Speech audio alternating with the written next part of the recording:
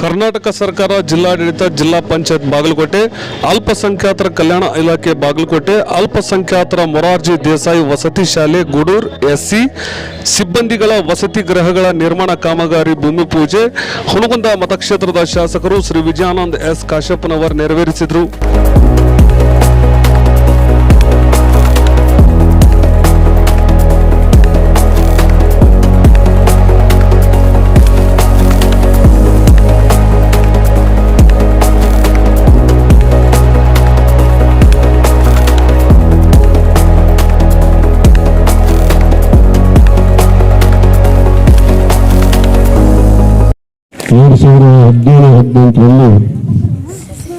ಬಹುತೇಕ ಅಲ್ಪಸಂಖ್ಯಾತ ಮೊರಾರ್ಜಿ ದೇಸಾಯಿ ವಸತಿ ಶಾಲೆಯನ್ನು ಹಿಂದಿನ ಸರ್ಕಾರ ಮಾನ್ಯ ಮುಖ್ಯಮಂತ್ರಿಗಳಂತ ಸಿದ್ದರಾಮಯ್ಯನವರು ಒಂದು ನಮ್ಮ ಈ ಭಾಗದಲ್ಲಿ ಮೊರಾರ್ಜಿ ಅಲ್ಪಸಂಖ್ಯಾತ ವಸತಿ ಶಾಲೆ ಬೇಕು ಅಂದಾಗ ಈ ಒಂದು ಶಾಲೆಗೆ 6ನೇ ತರಗತಿ ಯಂತ್ರ ಪ್ರಾರಂಭ ಆಗಿದ್ದು 6ನೇ ತರಗತಿ ಯಂತ್ರ.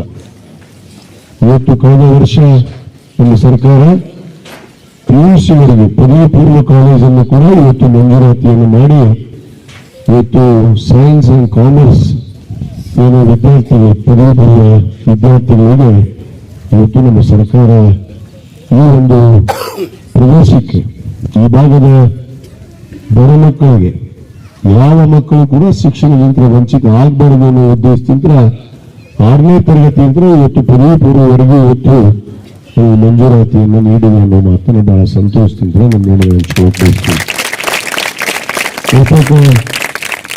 ಇಲ್ಲಿ ಅಭಿವೃದ್ಧಿ ಕೆಲಸಗಳು ಇವತ್ತು ನಾವು 2023ರಲ್ಲಿ ಇವತ್ತೇನು ನಮ್ಮ ಹೊಸ ಸರ್ಕಾರ ರಚನೆ ಆದ ಮೇಲೆ ಬಹುತೇಕ ಇಲ್ಲಿ ಕೊಠಡಿಗಳ ಕೊರತೆ ಇತ್ತು, ವಸತಿ ನಿಲಯಗಳ ಕೊರತೆ ಇತ್ತು ಮತ್ತು ಈ ಶಾಲೆ ಕಂಪೌಂಡ್ ಕೂಡ ಇರಲಿಲ್ಲ.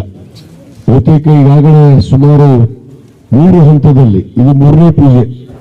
ಇದು 23 ನಂತರ 2002 ವರ್ಷದಾಗ ಇದು 3ನೇ ಪೂಜೆಯನ್ನು ನಾನು ಈ ಒಂದು ಶಾಲೆಯಲ್ಲಿ ನಾನು ಮಾಡ್ತಾ ಇದ್ದೇನೆ ಅನ್ನೋ ಮಾತನ್ನು ಹೇಳ್ತಿರ್ತೇನೆ. ಅಂದರೆ ಯಾವುದೇ ಮೂಲಭೂತ ಸೌಕರ್ಯಗಳು ಯಾವುದೂ ಕೊರತೆ ಆಗಬಾರ್ದು. ಇದು ಮಕ್ಕಳಿಗಾಗಿರ್ಬೋದು, ಇಲ್ಲಿರುವಂಥ ಶಿಕ್ಷಕರಿಗೂ ಕೂಡ ಆಗ್ಬೋದು.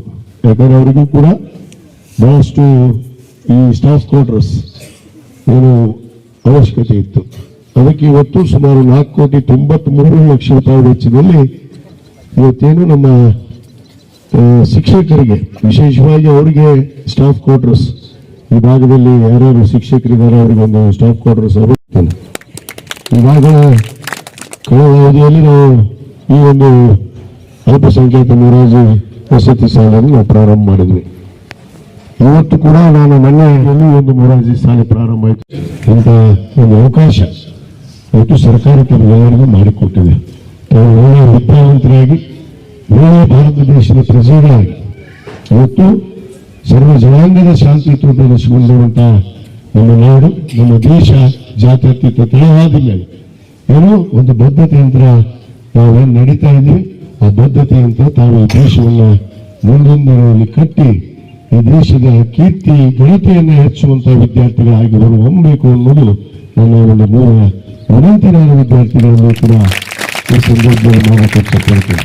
ಯಾಕಂದರೆ ತಾವೆಲ್ಲ